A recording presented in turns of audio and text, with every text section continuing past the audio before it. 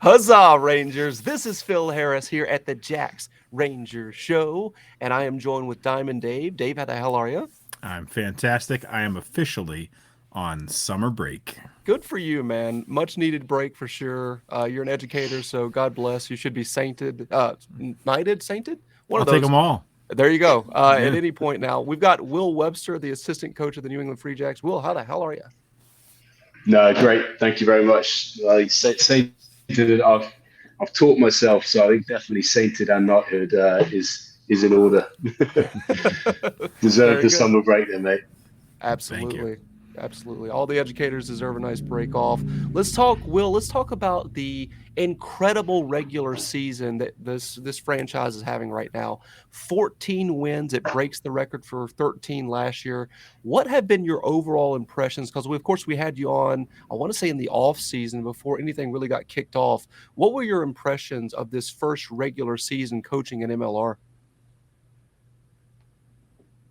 Yeah, yeah, pretty happy with how it's gone. Obviously, yeah, we had a good few lessons in there. It wasn't all kind of success in our way, and I think we've learned along the way, and really happy with I guess the end result. But looking forward probably over the next 2 weeks rather than looking back, and Mm-hmm. probably do that a little bit later on. But no, I've loved it from a personal standpoint. It's been awesome.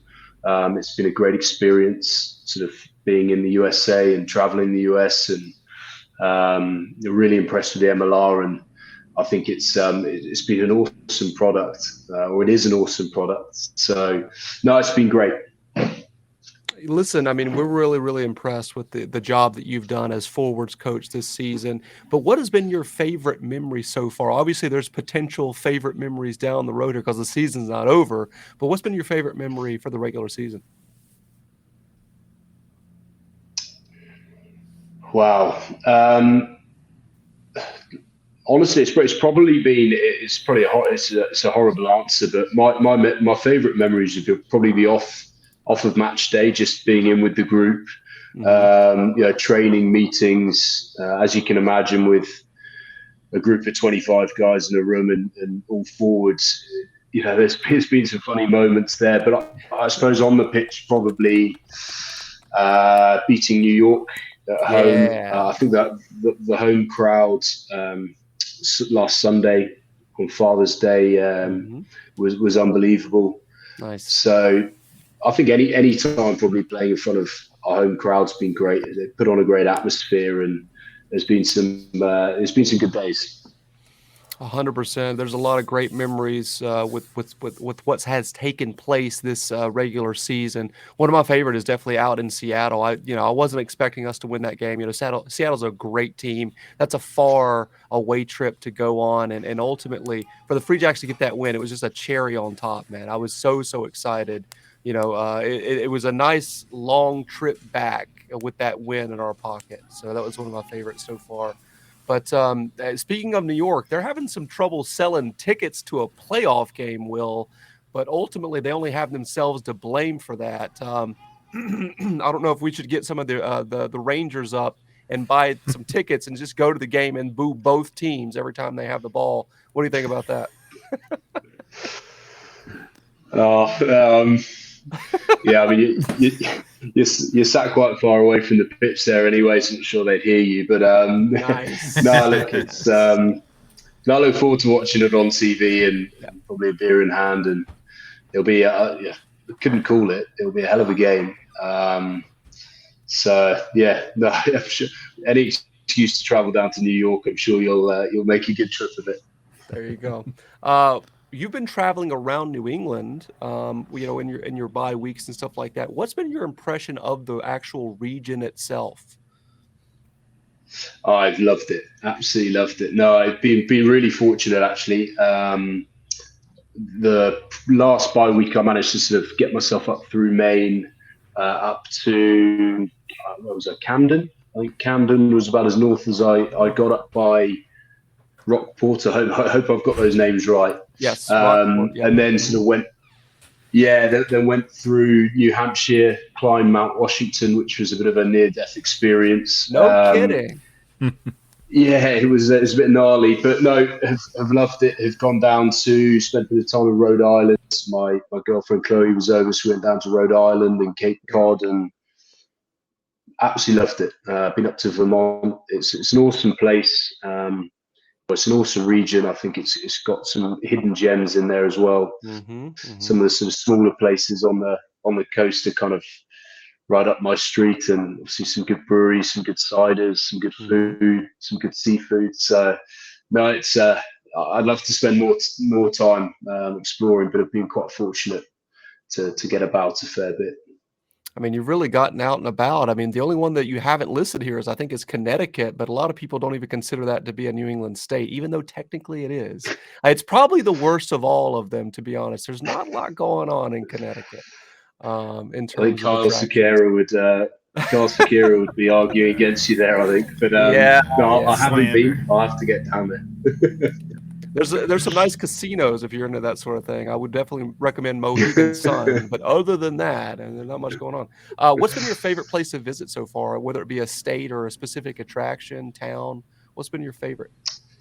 um, I think the Seattle was awesome. Loved it. Mhm. We got about it. We had three nights over there during this trip. Normally, it's a bit of an in out, sort of hit and run job, but we actually had a bit of time there and got into the city a fair bit and loved that. But probably my favourite was DC.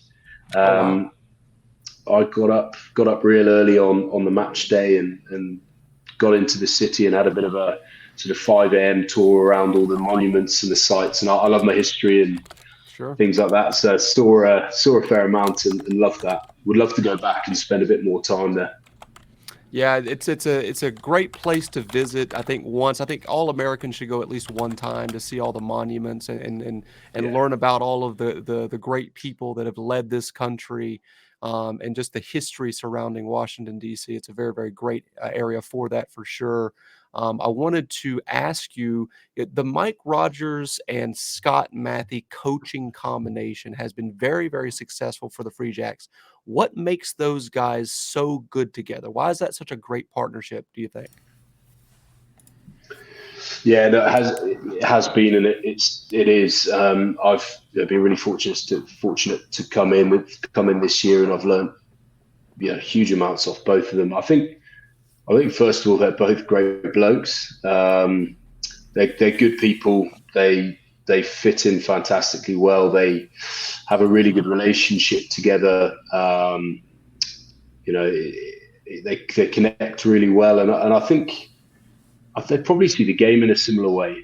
There's not a lot of disagreement there, and I think sometimes disagreement's good within a coaching team because you Mhm. you can challenge each other, and we do challenge each other. But I think Scott and Mike see the game very well, or sorry, very very similarly, um, and they enjoy each other's company off the pitch as well. They both. I think Mike's responsible for getting Scotty into the IPAs, and um, I think he's probably led him down that path. But no, I think ultimately they're great blokes, and they're a kind of fantastic fit for the Free Jacks. Well, I mean, it's hard to argue with the success, right? I mean, there's definitely something that has worked out very, very well, and you're kind of describing that they get along really well. They have similar, styles of rugby that they want to play, so all of that is well and good. Um, so I'm just super excited to see maybe, hopefully, and we'll kind of get into this later on. Maybe you stay on and continue with Scott if he decides to stay. That would be fantastic, and maybe a third coach gets brought in, and we'll have to see how it goes. But I wanted to talk to you about the Eastern Conference Eliminator. We were just discussing it, how few tickets have been sold down there in Mount Vernon, New York. But it is this weekend, a game that the Rangers will be paying close attention to. The Jacks have swept both of these teams. We've swept everybody in the East, to be frank, beating them twice in the regular season.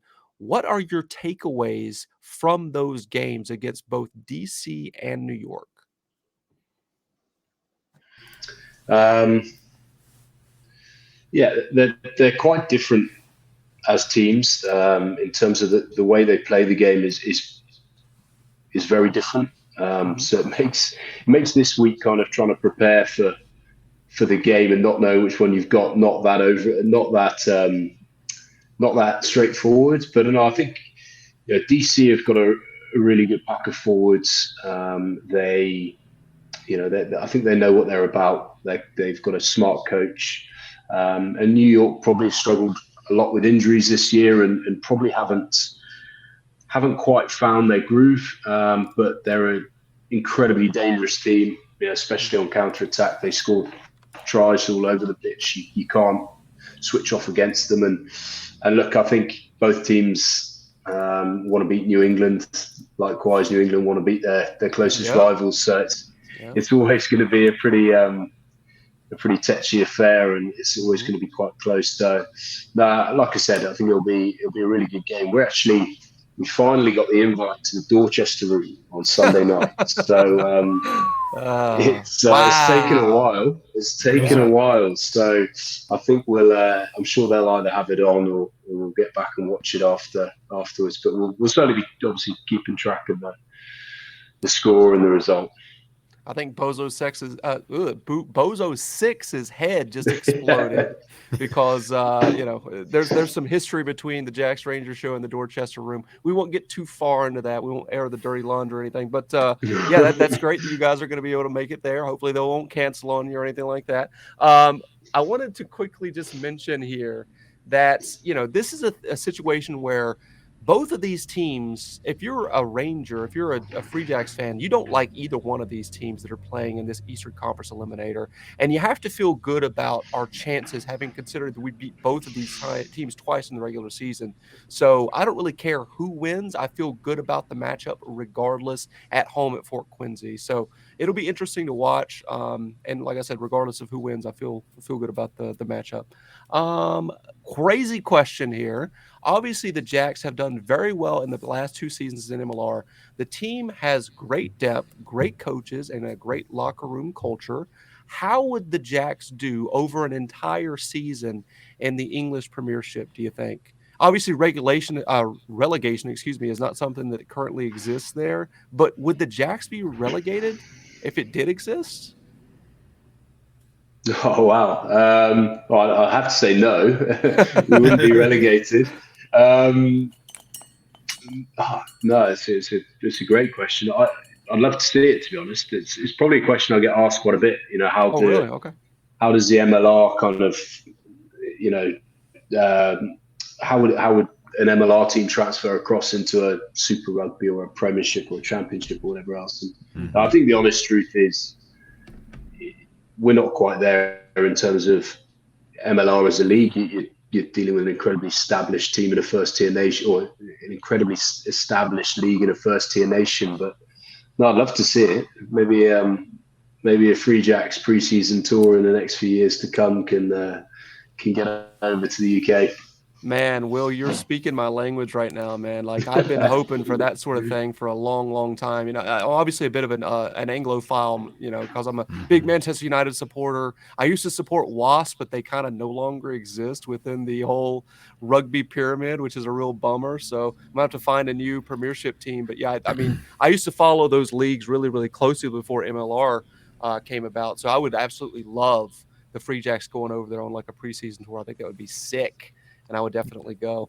I think we would do pretty good. I think we'd probably be like maybe safe from the relegation zone, but like barely, right? So yeah, I mean, we got a ways to go here over in MLR. Still a new league, so maybe we'll get there one day, right?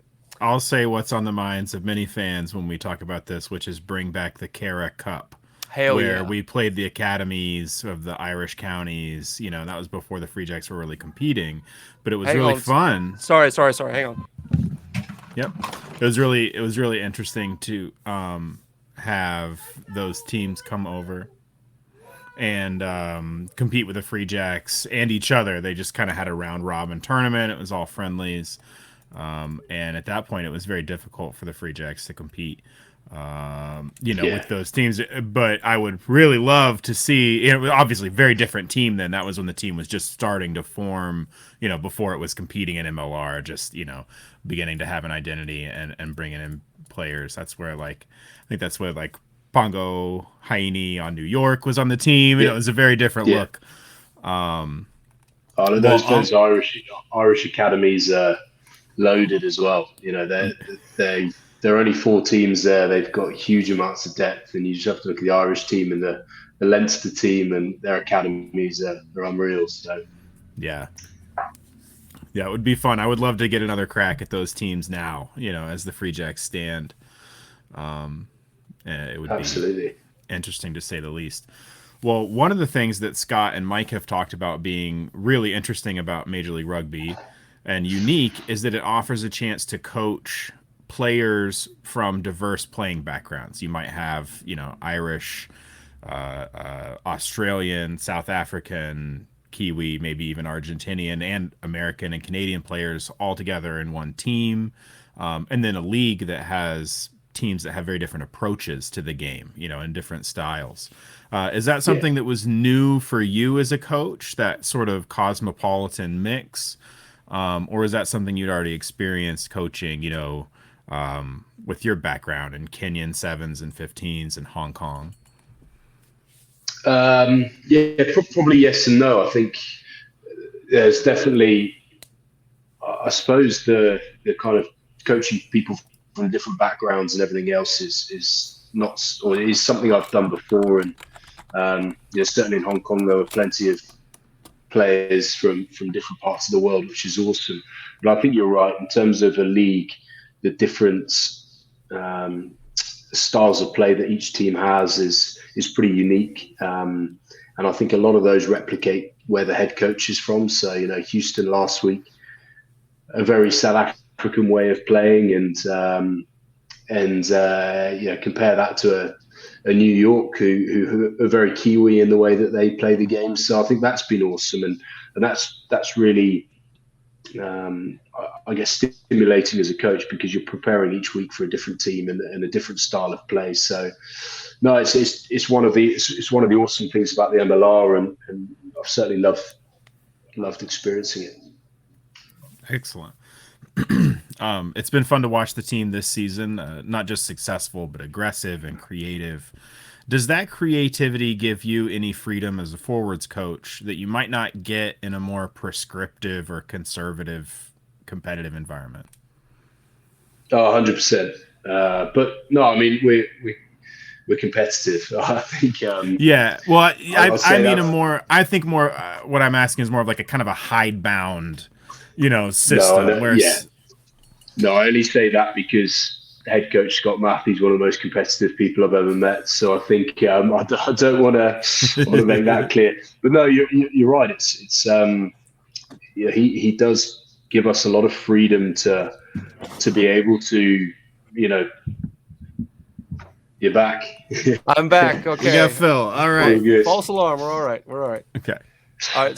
No, I was just saying, Phil, just the kind of freedom that Scotty gives him, allow us to come up with new things. I love looking at different areas of the game and what other teams are doing and how we might bring it in a sort of Free Jacks way. So, no, it's great. We have some cool discussions around different areas of the game, the specials that we sort of come up with and things. And I think it's a unique environment to coach in. Definitely something I haven't experienced before. It's hugely supportive. It is pretty open to different ideas, but like I said, Scott Matthews a competitive beast, so it has to work. Yeah. The proof is in the pudding. Some competitive mofo's, as he said himself. Yeah. If you had 30 minutes to work on scrummaging or lineouts with a club team in the area, just dropping in on a practice, what would you try to get across to those players in that time? Where do you think you would focus first to try to bring their set piece up a level? I think whatever level you're coaching set piece at, if it line out scrums, you can't get too far away from what we call here at the Free Jacks gold standard. So just being really, really good at the basics. So whether that's a lift, a jump, a delivery, a throw, or if it's scrummaging, it's doing the same thing at the same time. As a coach, I guess as you sometimes get tempted to overcomplicate things and but I think it's just sort of being really good at the basics, and you can't go far wrong. So yeah, if I was to go into a club, it would probably be that message, and trying to instill um, or help that team be able to keep things simple by nailing the basics. And it's certainly something we try and do here as well. It's a continual process. You have good days, you have bad days at the office, but I think if your standards are good, generally you're going to win ball, you're going to cause havoc at the scrum, and give the backs a good platform. Excellent. That's what it's all about. You said you love visiting DC and exploring that city and the history there. But my real interest is in the food. So what city have you eaten the best in as you've gotten a chance to tour the US? Where are you looking forward to going back specifically for the food? Boston. Ooh. Definitely Boston. No, honestly, it probably would be close to here. It'd be some of the seafood up in Maine, Yeah. and around Boston, certainly that Quincy market in the middle of Boston. You have to take out a small loan to afford anything there, but it's elite food. It's delicious. So I would say to be honest, around here we had an awesome Texas barbecue down in Houston when we were there in pre-season. The New York pizzas are always pretty good as well. So no, I love my food, and that's again been one of the highlights of being here. Just traveling around and trying different bits and pieces out. Excellent. Speaking of travel, Mike Rogers recently really praised the S&C crew with the Free Jacks for the way they plan and prepare players for travel. Can you give us any insights into how the coaching group adapts for an away game? I know there's a lot of moving pieces, but like for the Seattle match, for example, where that's a long flight going west, and it's really going to have an impact. Yeah, I mean, look, firstly, and I can say it because I live with him, but he's not here at the moment, so I can say it loudly. George Petrakos and Ricky and all the physios, they're some of the best in the business. They're outstanding. Their attention to detail, the knowledge. I think it's no wonder that probably a large part of why we've been successful, why our injury list has probably been down, why we've been relatively successful in away trips. Probably really successful so far in away trips in our conference, and picked up wins away. So I think they're fantastic. It's something I'd massively underestimated. Traveling 6 hours, 3 time zones to a San Diego and a Seattle, and then playing a day later, or maybe if you're lucky 2 days later. Yeah. It's bloody hard. So no, their level of detail has been awesome. I think as coaches, what we would do, we wouldn't do it a lot differently. It probably just gives us a bit of time to connect as a three, and plan the following week, and have a chat around what we're doing. For us as a coaching group, it doesn't change hugely, but I think the level of detail that those guys go to in terms of preparing the team and looking after the boys is elite. Excellent. Is that, when you talk about that, are you talking about like nutrition, just physical mechanics checkups, checking in on, nagging injuries, that stuff? Like, what does that look like? Give us a little insight. No, it's everything. So for the Seattle trip, there was a presentation that George and Ricky gave around preparing for a 3-hour time difference, for preparing for a 6-hour flight, when you should sleep, when you should not sleep, your nutrition on the flight, preparing the boys with food on the flight, the hydration and everything else. It was just quite funny, actually. They sort of said their advice was, look, you can't sleep on the flight. Have your nap after training, get to the airport and stay awake. And the players were awesome. They were all awake, and I looked. I think probably about an hour into the flight, and I think about 8 out of the 9 travelling staff were all fast asleep. Um, Probably not heeded the advice quite so much. So no, like I said, the level of detail they go into, and it sets the team up fantastically well. And I think the boys have probably taken quite a lot of confidence from that. So I think that Seattle we've been through a couple of tough travels with San Diego and Utah where we probably hadn't got everything right, but had learned from it.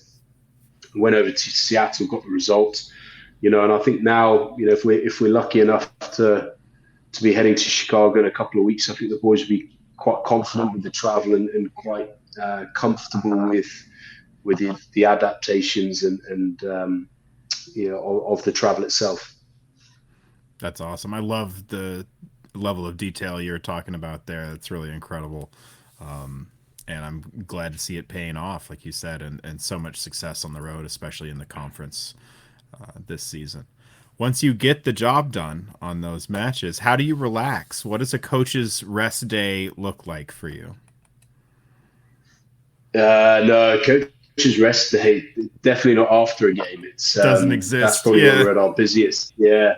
No, I mean, depending on the turnarounds, sometimes if you're playing a Sunday game and then you're playing the following Saturday, you're obviously a day short. So you're having to turn around your analysis, prepare for the following week, prepare for the opposition previews, prepare for various meetings, get all your one-on-ones with players sorted, plan training. So immediately after the game's hectic. That's not to say that in the finest rugby traditions we don't enjoy a beer or two. You have to, especially after a win. They don't come easy, so you've got to enjoy a beer or two. But I suppose our day offs would come later in the week, and as varied as anything. Today I was up in Cambridge having a bit of an explore with Ricky, who the assistant S&C, who hadn't been up there, and we were trying to get ourselves sorted for the awards night tomorrow night, and trying to find some smart attire somewhere. So that was a relaxing day we had today. Excellent. Do you have any hobbies or interests outside rugby? Any other sports? Yeah, I do. No, I do. I was trying to think what to say there without sounding like a complete rugby nose. No, my hobbies outside of Free Jacks rugby would probably be watching quite a lot of other rugby. Certainly being over here, my girlfriend's not here, so I have loads of time on my hands as well. So get out and exploring. I love the outdoors. So getting out for a run, getting out, doing some exercise. Hobbies and interests would be, I think anything from, hang on, I'll show you. This is the book I'm reading at the moment, which is This Is Our City, based on Boston's, Boston. I think it says here, Boston being the most dominant sports city in the world. So I'm enjoying reading that one at the moment. Just about the success of the Boston sports team. So, no, love all sports. Cricket mad. Love my rugby. Pretty much anything and everything. Got really into the Celtics. Massively onto that bandwagon while they're here. So, or while they were still in the off season, the postseason. So, and everything. That's excellent. That's the traditional way to enjoy NBA basketball as well. Is jump on board in the postseason, get really excited for the really good games. Those late series games are when it's really gripping. And it's not really unique to NBA, but I think it has a particular reputation for fans being like, okay, yeah, I'll put it on now. Now is when it's really getting good. You're a young guy, young coach, so you wouldn't actually qualify for old boys rugby at this point. But I'm going to ask you the same question I asked Mike, which is, if you were to get out on the field for an golden oldies type tournament, real casual, what position would you play? And would you be able to just chuck the ball around, have a good time, or would you be out for blood? Are you that competitive? Yeah, no, I'd probably the latter. I think the I'm not very good with crossing the white line. I think your competitive juices kick in and you turn into the grub you used to be around the rugby pitch.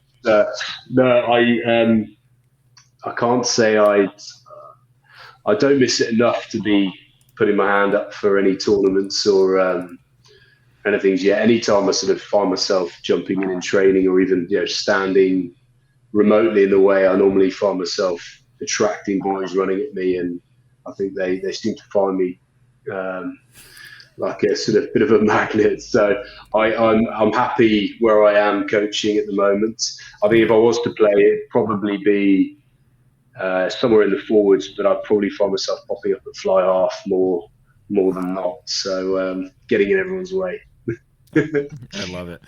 I got a fly half assist in the tournament as a tight head prop. I could tell you that was the first in my entire life where somebody had to step in there, and I took the pass and made the pass, and that guy ran through and touched it down. And I was actually laughing with Kane Bubbs, the Mystic coach. It was against them, and I was like, I get it now.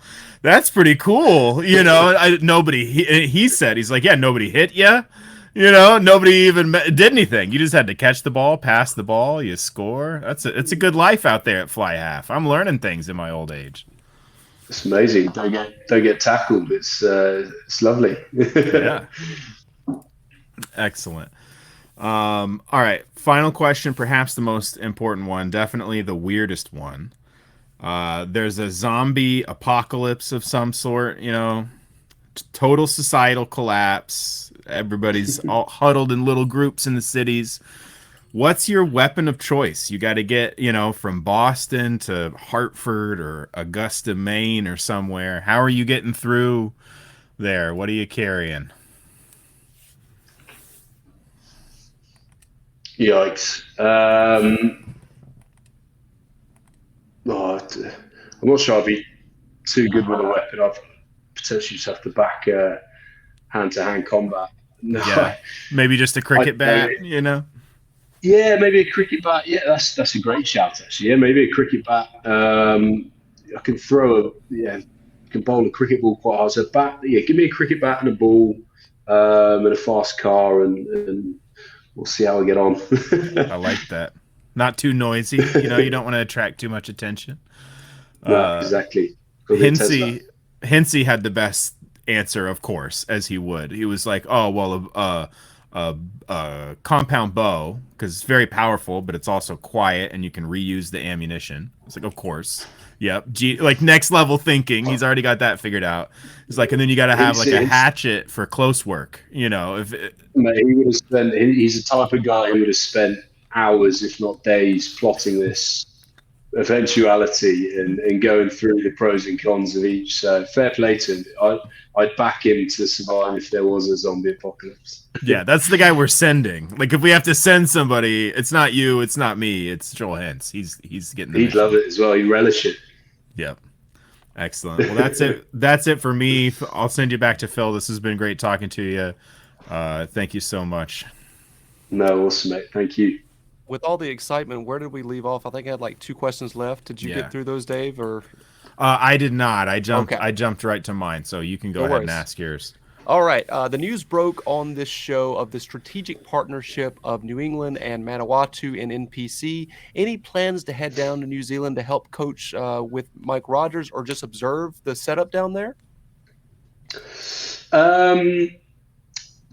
Loose plans. No, I mean not to coach down there, but no, I'd love to get down to New Zealand at some point over the next few months. I think being in Hong Kong throughout lockdown and the pretty aggressive lockdowns that they were, I wasn't able to sort of get out and about as much as I'd love to over the previous sort of 4 years. So I definitely plan to try and get down there, potentially get across to the World Cup as well. And I'm sure if I am in New Zealand, I'll definitely stop by and catch up with Mikey. That'd be great. We're looking to do the same thing. We just need some airfare and Yeah. you know, some spending money, some pocket money, I guess. Just looking for some sponsors. Yeah, that's all. it. We get some That's exactly sponsors right. and we're good. Yeah, for sure. Absolutely. Same boat as you guys. Hell yeah. Final question for you here. Well, second to last. I'm going to ask you the same question that I asked Scott Matthew. Are you ready to become a U.S. citizen, and do you plan on coaching the rest of your career here in New England? I caught me off guard there. No, I haven't got any long-term plans. That's a more answer. No, I've loved it. I've loved it this year. We'll see beyond that. I'm not very good at planning too far in advance. Okay. Let's see. Okay. All right. I like that answer. Hopefully we'll have you back next year. I think you have done a fantastic job with the forwards. I think everybody agrees upon that. Every time we've asked about you on this show, people just have glowing reviews, whoever we're interviewing. So I really appreciate what you've brought to the table this year, Will. I'm going to open up the floor to you to speak for you to speak directly to the Rangers out there, the Free Jacks fans. What do you have to say to them ahead of the Eastern Conference Final next week? I'd heard so much about the Free Jack supporters and the Boston folk and the Quincy folk before coming over and even sort of during the preseason. But no, the fans have just been unimaginably good. You know, yourself included, Phil, traveling out to Seattle to see us. You know, best fans in the MLR by a long stretch, and I think last Sunday was incredible, playing in front of 4,770 or whatever it was at Veterans. It was amazing, and I think it's such an important part of us and the team, you know, the community, and playing in front of fans. It really does mean a huge amount to us, and hopefully we can get close to that record, if not break it, at the conference final, and you know, give people an opportunity to get out to Chicago if they're able to do so. So no, just a huge thank you for all the support and the continued support. It really does mean a huge amount. Love it. That's a great way to end the show here, Will. Appreciate you coming on here as always. We've got one word to exit the video in 3, 2, 1. Huzzah! Huzzah! Huzzah!